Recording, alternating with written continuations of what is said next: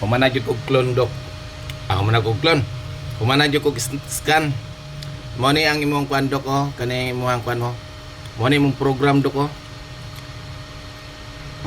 Na iyang karaan nga OS oh.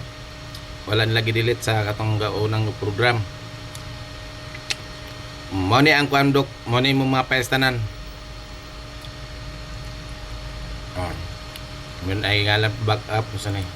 Backup June 9, 20. Di na ako na i-open. Basta kay mo na inyong mga files. Then kung inyong mga files gibamutang nila sa documents, dire ka manhid ako. Dire. Dayon kato imong mga IT kabalo naman sila ni Doc mo mangita.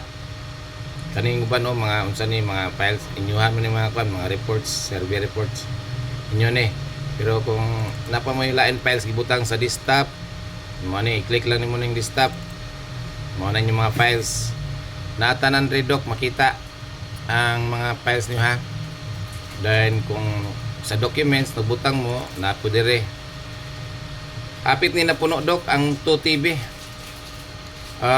Karon ang problema nako kay di man gud ma-detect ning bag-o nga hard drive nga gitaod. So pwede raman siguro mga may lucky bitaw na imong mga IT Doc, pwede raman sila ang mag-clone na lang ani. Pero kailangan i-clone yun nila ni Doc para na mo'y backup. Kay dili ni magdugay ang kaning kuan. Kaning na open nato karon. Dayon nara ang bag-o Doc ko mo ni. Oo, mo ni siya, mo ni bag-ong gipalit ninyo. Oh, mo ni siya 2TB. So dili man gud ko pwede man naka kuan ani dito. Kanang wala mo gud koy resibo mga madala ba. Nga magpa wala dili makita ang 2TB diri Doc ko kaning bag-o. Ganina ra ko nagbalik-balik ani.